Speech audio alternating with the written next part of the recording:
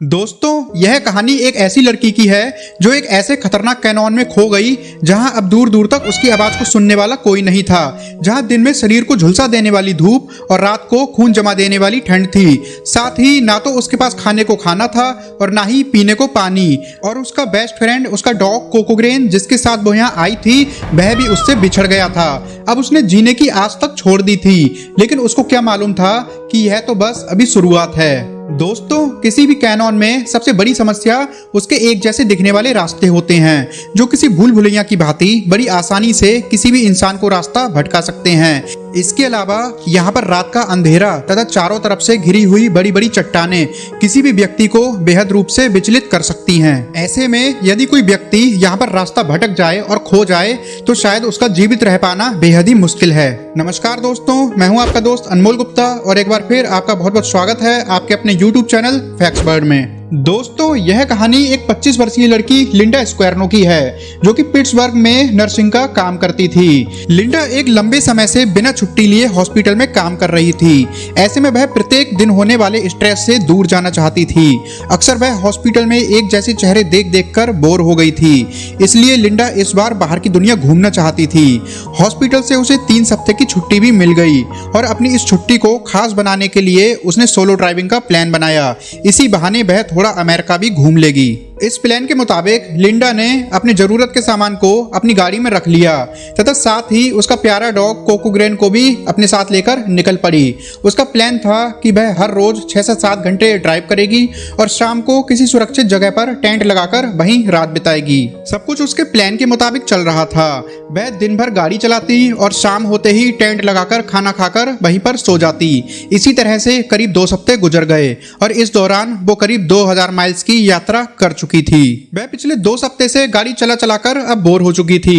उसको अब इसमें ज्यादा मजा नहीं आ रहा था। इसलिए उसने अपने सफर को और भी ज्यादा रोमांचक बनाने के लिए द ग्रैंड कैनॉन पर हाइकिंग करने का फैसला किया। वह हॉस्पिटल में अक्सर ऐसी हाइकिंग के बारे में सोचा करती थी, इसलिए इस वक्त हाइकिंग करने का उसके पास अच्छा मौका था और इसे वह गंवाना नहीं चाहती थी। दरअसल लिंडा अभी जहां पर थी वहां से द ग्रैंड कैनॉन महज कुछ ही किलोमीटर की दूरी पर था। इसलिए लिंडा बिना सोचे समझे कैनॉन की ओर बढ़ने लगी। कैनॉन में एंट्री होने से पहले वह एक शॉप पर गई, जहां से उसने अपनी जरूरत के कुछ सामान को खरीद लिया। साथ ही वहां से एक पोस्ट कार्ड भी उसने खरीदा और उस पोस्ट कार्ड के माध्यम से वह अपने परिवार को बताना चाहती थी कि वह कुशल मंगल है और वह कैनॉन पर हाइकिंग के लिए जाने वाली है। तभी लिंडा की नजर एक पोस्ट कार्ड पर गई जिसमें वाटरफॉल की तस्वीरें बनी हुई थी। यह देखकर उसको थोड़ा आश्चर्य हुआ, इसलिए उसने इस कार्ड के बारे में शॉप के मालिक से पूछा कि क्या सच में यहाँ पर कोई वाटरफॉल मौजूद है। तब उसने कहा कि यहाँ पर कोई वाटरफॉल तो नहीं है, लेकिन जब आप कैनॉन के हिल टॉप पर जाएंगी तो वहां पर आपको वैली मिलेगी, तब आपको ये वाटरफॉल देखने को मिलेगा। इसके बाद लिंडा वहां से एक पोस्ट कार्ड खरीदती है और अपने परिवार वालों को पोस्ट कर देती है। हाइकिंग के शुरुआती सफर में लिंडा कुछ दूर कार से सफर करती है। करीब 35 माइल्स ड्राइव करने के बाद रास्ता इतना खराब मिलता है कि अब उसको आगे का सफर पैदल ही तय करना पड़ेगा। दोपहर का समय था। अब लिंडा कार से उतरकर पैदल ही आगे बढ़ने लगी, पर हिल की ऊंचाई देखकर लिंडा अपने आप को बेहद ही छोटा महसूस कर रही थी कि मुझे उस ऊंचाई तक चढ़ना पड़ेगा जहां शायद नीचे किसी को देख पाना भी बेहद मुश्किल होगा, क्योंकि उस ऊंचाई के सामने मेरा कद बेहद ही छोटा लग रहा है। जैसे जैसे वो आगे बढ़ रही थी वैसे वैसे सूरज भी ढल रहा था। इसलिए रात होने से पहले लिंडा इंडियन विलेज तक पहुंचना चाहती थी ताकि वो ग्रामीणों के साथ आराम से रात गुजार सके। दरअसल इंडियन विलेज के पास एक बेहद ही छोटा सा गांव बसा हुआ है जहां करीब 50 से 60 लोग रहा करते हैं। ट्रायल के अंत तक पहुंचने के बाद उसे एक साइन बोर्ड दिखाई दिया, लेकिन उसे समझ नहीं आ रहा था कि उसे किस डायरेक्शन में जाना चाहिए, क्योंकि उस दुकान वाले के अनुसार उसको राइट डायरेक्शन में जाना चाहिए था और उस बोर्ड का राइट डायरेक्शन उसको समझ नहीं आ रहा था। एक डायरेक्शन में वाटरफॉल और सेफ इंडियन विलेज था तो वही दूसरी डायरेक्शन में खतरा। कुछ देर सोचने के बाद लिंडा अपने राइट डायरेक्शन में चल पड़ी, जो कि एक गलत चुनाव था। उसे लगा कि वह वैली की ओर जा रही है, मगर ऐसा बिल्कुल भी नहीं था। धीरे धीरे सूरज भी अस्त होता जा रहा था। इसके बावजूद भी वो आगे बढ़ती जा रही थी। कुछ दूरी तय करने के बाद वो सोचने लगी कि शायद मैं गलत डायरेक्शन में जा रही हूँ, क्योंकि उस दुकानदार के बताए अनुसार अभी तक हमें इंडियन विलेज मिल जाना चाहिए था, पर अभी तक यहाँ कुछ भी दिखाई नहीं पड़ रहा है। वह अब वापस उस साइन बोर्ड के पास जाकर दूसरे डायरेक्शन में जाने के बारे में सोचने लगी, मगर लिंडा उस साइन बोर्ड से अब बहुत दूर निकल चुकी थी। ऐसे में अगर वो वापस जाएगी तो उस साइन बोर्ड तक पहुंचते पहुंचते ही उसको रात हो जाएगी और वो रात होने से पहले इंडियन विलेज तक नहीं पहुंच पाएगी। ऐसे में लिंडा ने सोचा क्यों ना इसी रास्ते पर आगे बढ़ा जाए, शायद उसे आगे कोई इंसानी बस्ती मिल जाए जहां वह रात गुजार सके। यह सोचकर लिंडा उसी रास्ते पर आगे बढ़ने लगी। अब उसे लंबी लंबी हिल्स की दीवारें मिल रही थीं, जिस वजह से चलने वाले रास्ते पर अंधेरा होता जा रहा था। अब उसे कुछ भी ठीक से दिखाई नहीं दे रहा था। साथ ही अपने साथ लाई उस बैग का वजन भी बहुत ज्यादा था, जिस वजह से वो और भी ज्यादा थक चुकी थी। उस बैग में खाने पीने की चीजें रखी हुई थीं, जैसे कि पानी की बोतल, ड्राई फ्रूट्स और कुछ जरूरत का सामान। इसके बावजूद लिंडा उस बैग को वहीं पर छोड़ देती है, यह सोचकर कि अगर हम इस बैग को अपने साथ ले जाएंगे तो शायद हम जल्दी जल्दी नहीं पहुंच पाएं, और इस वक्त हमें जल्द से जल्द किसी इंसानी बस्ती को ढूंढना है जहां पर हम रात बिता सकें, क्योंकि इस कैनॉन में पता नहीं कब किस खतरे से सामना हो जाए और अगले दिन हम इस बैग को एक बार फिर से उठा लेंगे। लेकिन दोस्तों, यह एक तरीके से बेवकूफी भरा फैसला था, क्योंकि उसको आगे बढ़ते रहने के लिए ऊर्जा की जरूरत थी, जिस वजह से उसको खाने पीने की चीजें अपने साथ रखनी चाहिए थी। इतने बड़े कैनॉन में बिना खाना पानी के वह डिहाइड्रेशन का शिकार हो सकती थी, जिस वजह से उसकी मौत भी हो सकती थी। मगर इस वक्त उसका दिमाग बिल्कुल भी काम नहीं कर रहा था। वह जल्द से जल्द किसी इंसानी बस्ती को ढूंढना चाहती थी। इसके अलावा उसका दिमाग अभी कुछ और नहीं सोच रहा था। चलते चलते अब रात हो गई थी। वो मदद के लिए आवाजें लगाने लगी, पर उसकी आवाज सुनने वाला वहां पर कोई भी मौजूद नहीं था। अब उसे काफी डर लगने लगा था, क्योंकि उसके साथ सिर्फ उसका कुत्ता था और चारों तरफ बस अंधेरा ही अंधेरा। इस घने अंधेरे में चारों तरफ बड़ी बड़ी चट्टानों के बीच घिरी वह डर के मारे रो रही थी, और साथ ही वह अपने आप को कोस रही थी कि आखिर क्यों मैंने हाइकिंग के बारे में सोचा।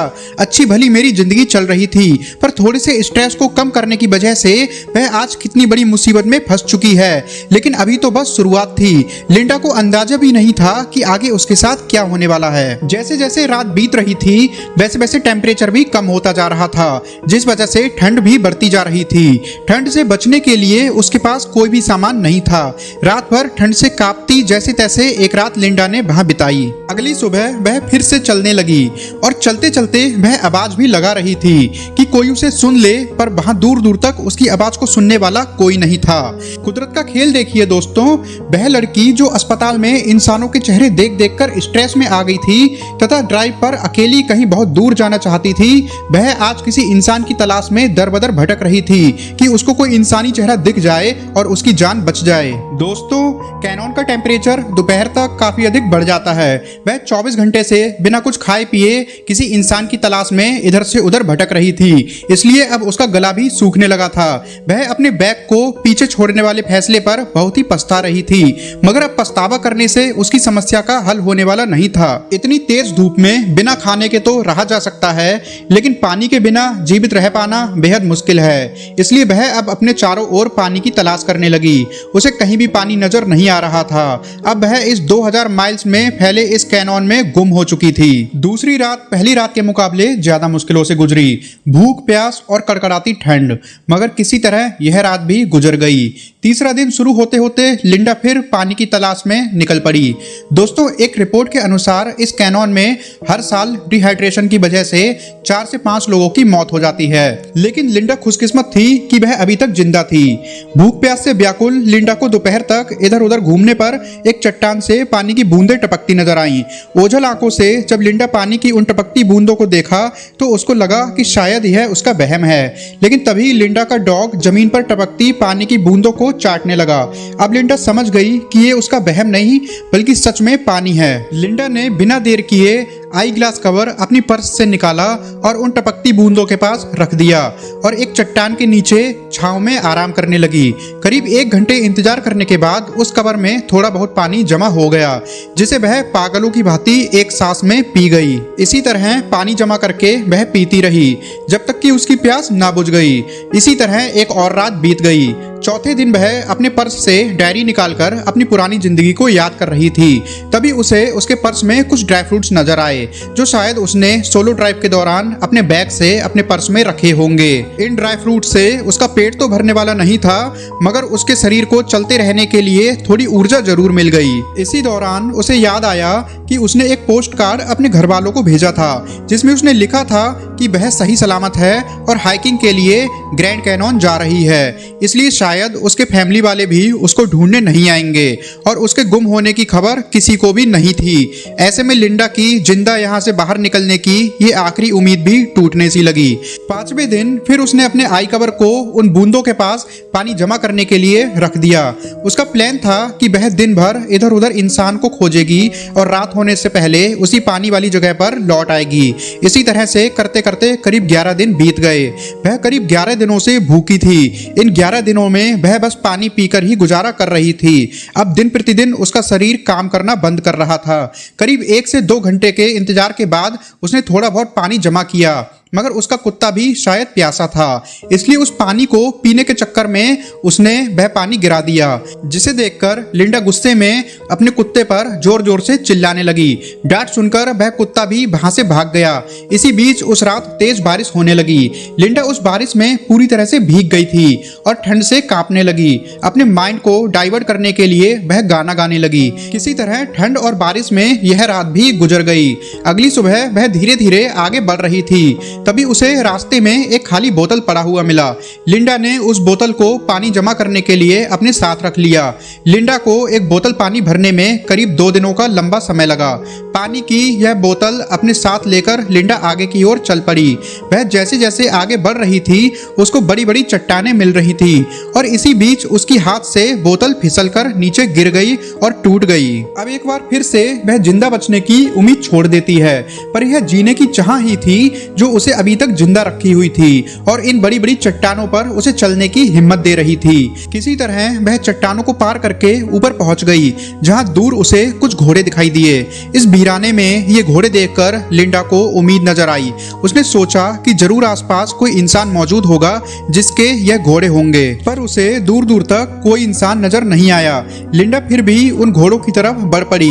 तभी रास्ते में उसे एक गड्ढे में थोड़ा पानी दिखाई दिया। वह पानी बेहद ही गंदा था और इसमें कीड़े तक पड़े हुए थे, परंतु लिंडा को अभी कुछ भी समझ नहीं आ रहा था। वह झट से उस पानी को पीने लगी। इसी तरह से करीब 18 दिन गुजर गए।